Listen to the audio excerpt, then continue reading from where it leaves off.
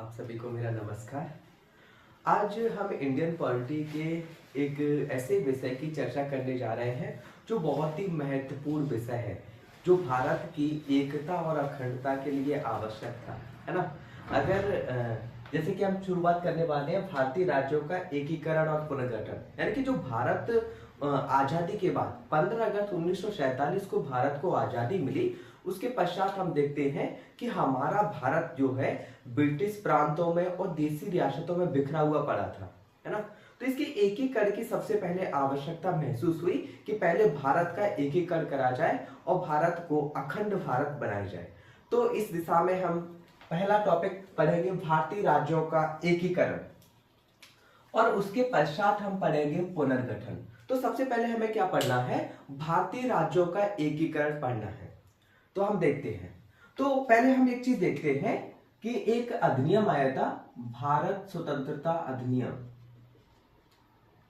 भारत स्वतंत्रता अधिनियम 1947।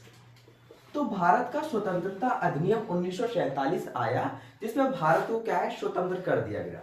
और भारत को स्वतंत्र कर दिया गया तो इसमें जो ब्रिटिश प्रांत थे और देसी रियासतें थी, तो उनको स्वतंत्रता दी गई। 3 प्रकार की स्वतंत्रता दी गई। पहला उनसे बोला गया कि वो भारत में शामिल हो, अगर उनका मन पड़े तो वे भारत में शामिल हो सकती हैं। दूसरा, उनको स्वतंत्रता दी गई कि पाकिस्तान में शामिल हो, पाकिस्तान में शामिल हो।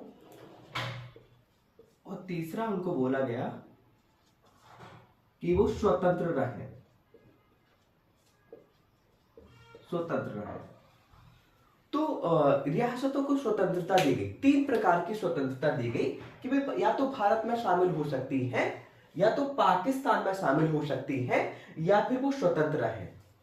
तो भारत में देखेंगे आप लगभग 562 रियासतें थी।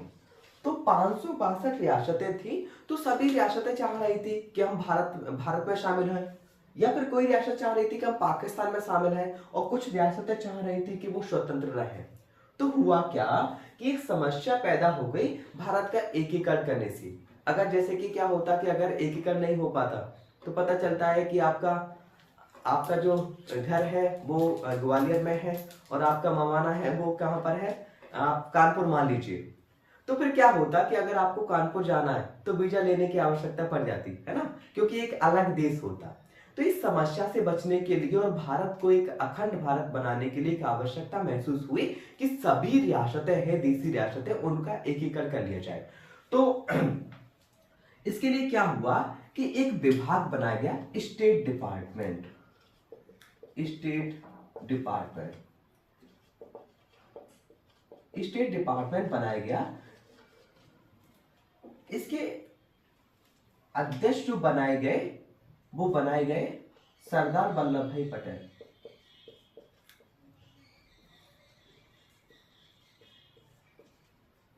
और इसके सचिव जो बनाए गए बीपी मेनन।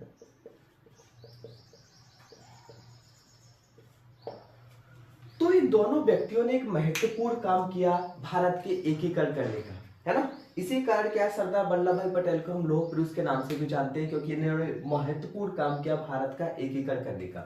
तो इन्होंने क्या किया, सरदार वल्लभ भाई पटेल और बीपी मेनन ने, इन्होंने देसी रियासतों के एकीकरण करने के लिए 2 पत्र बनाए। एक तो बनाए उन्होंने स्टैंड स्टील एग्रीमेंट,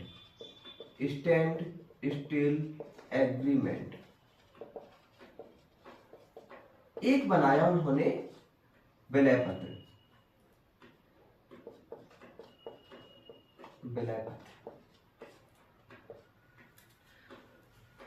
इसमें उन्होंने कहा कि रक्षा, विदेश मामले और संचार। तो इन्होंने विलय पत्र में उन्होंने बोला कि जो विलय पत्र पर हस्ताक्षर करेगा तो भारत उसके केवल 3 मामलों में हस्तक्षेप करेगा, एक रक्षा, विदेश मामले और संचार। यानी कि 3 मामलों में केवल भारत को नियम कानून बनाने की स्वतंत्रता होगी, बाकी सभी मामले जो होंगे देसी रियासतें खुद अपना निर्णय ले सकती हैं। स्टैंड स्टिल एग्रीमेंट में कहा गया कि ये स्थायी स्थिति बनी रहेगी, जैसा वो शासन संचालन करना चाहते हैं वैसा करें। तो सरदार वल्लभ भाई पटेल ने अपनी कूटनीति के माध्यम से उन्होंने क्या कहा, अधिकांश रियासतों को देशभक्ति के मामले पर, कुछ उन्होंने स्टैंड स्टिल एग्रीमेंट के मामले पर मना लिया, कुछ को उन्होंने विलय पत्र पर हस्ताक्षर करवा दिया कि हम आपके केवल 3 मामले रक्षा, विदेश मामले और संचार में हस्तक्षेप करेंगे, बाकी आप आंतरिक मामलों में निर्णय लेने में आप स्वतंत्र रहेंगे। तो ऐसे क्या हुआ था, बहुत सारी रियासतों का हमने 1947 का समाप्त होते होते बहुत सारी रियासतों का एकीकरण कर लिया, परंतु 3 रियासतें ऐसी रही जिन्होंने समस्या पैदा की भारत के एकीकरण में। तो 3 रियासतें ये थी, एक तो पहला था जूनागढ़ रियासत, दूसरा हैदराबाद रियासत और तीसरा एक कश्मीर रियासत। तो हम इनके बारे में देखते हैं थोड़ा सा कि इन्होंने कैसे समस्या पैदा की और इनको भारत में कैसे एकीकरण किया गया। तो पहला हम देखते हैं जूनागढ़ रियासत। तो जूनागढ़ रियासत में हम देखेंगे यहां पर क्या है, जूनागढ़ रियासत एक गुजरात का क्षेत्र था। तो यहाँ के जो नवाब थे वो मुस्लिम थे और यहाँ की जो अधिकांश जनसंख्या क्या थी, हिंदू थी। तो क्या था, जूनागढ़ की रियासतें तो उन्होंने घोषणा कर दी कि हम पाकिस्तान में शामिल होंगे, लेकिन वहां की जनता ने उनके खिलाफ विद्रोह कर दिया और वहां पर हस्तक्षेप किया सरदार वल्लभ भाई पटेल ने, और वहां पर क्या कराया, वहां पर जनमत संग्रह कराया, जनमत संग्रह, और जनमत संग्रह कराकर वहां पर एक वोटिंग कराई गई, जनता से वोटिंग कराई गई, जनमत संग्रह कराया गया। उसमें 99% वोट भारत के पक्ष में पड़े और 1% वोट मात्र पाकिस्तान के पक्ष में करे। इस प्रकार जनमत संग्रह के माध्यम से जूनागढ़ रियासत को भी भारत में एकीकृत कर लिया गया। अब बची है 2 रियासतें, एक तो हैदराबाद रियासत, हैदराबाद रियासत, हैदराबाद रियासत, यहाँ के नवाब क्या थे, मुस्लिम थे। तो यहाँ के जो नवाब थे वो चाहते थे कि हम स्वतंत्र रहें, ना तो हमें पाकिस्तान में मिलना है ना हमें भारत में मिलना है, उनका मन था कि हम स्वतंत्र रहें। तो एक भारत देश के अंदर एक दूसरा देश रहना बहुत ही समस्या का विषय था। तो सरदार वल्लभ भाई पटेल ने यहाँ पर उनसे पहले तो विलय पत्र पर हस्ताक्षर कराने की कोशिश की, लेकिन ऐसा संभव नहीं हो पाया। तो फिर हुआ क्या, यहाँ पर सितंबर 1948 में यहां पर क्या गया, ऑपरेशन पोलो चलाया गया, ऑपरेशन पोलो। सितंबर 1948 में यहां पर ऑपरेशन पोलो चलाया गया। इसमें सैन्य कार्रवाई की गई और सैन्य कार्रवाई के द्वारा इनको जो हैदराबाद रियासत थी उसको भारतीय संघ में शामिल कर लिया गया। अब एक रियासत की समस्या बनी रही, एक रियासत की समस्या है जम्मू कश्मीर, एक कश्मीर रियासत, कश्मीर रियासत। तो कश्मीर रियासत ने भी फैसला किया कि हम ना तो भारत में विलय होंगे ना पाकिस्तान में विलय होंगे, बल्कि हम क्या है, एक स्वतंत्र देश रहेंगे। यहाँ के राजा थे हरि सिंह, जो कि हिंदू राजा थे, और यहाँ की जो जनसंख्या थी, जो जनता थी, वो अधिकांश क्या थी, मुस्लिम थी। तो यहाँ पर एक समस्या रही कि कश्मीर ने बोला कि हम किसी भी न तो भारत में शामिल होंगे ना पाकिस्तान में शामिल होंगे। तो फिर हुआ क्या कि यहाँ पर एक कबीलाई आक्रमण होता है पाकिस्तान के द्वारा।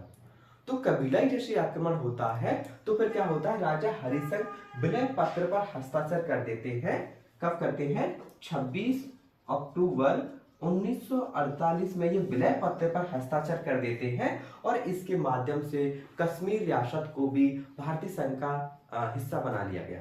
तो इस प्रकार पूरे भारत का एकीकरण हुआ, जिसमें 562 रियासतें और कुछ ब्रिटिश प्रांत शामिल थे। ठीक है, एक क्विक रिवीजन कर लेते हैं हम इसका, उसके पश्चात इसको समाप्त करते हैं और उसके पश्चात दूसरा टॉपिक हम पढ़ेंगे भारतीय राज्यों का पुनर्गठन। ठीक है, तो हम देखते हैं कि भारतीय राज्यों का एकीकरण कैसे हुआ। ये हमारे सामने समस्या थी जैसे ही भारत हमारा स्वतंत्र हुआ। तो इसके लिए क्या हुआ था कि एक स्वतंत्रता अधिनियम आया था, भारत स्वतंत्रता अधिनियम 1947।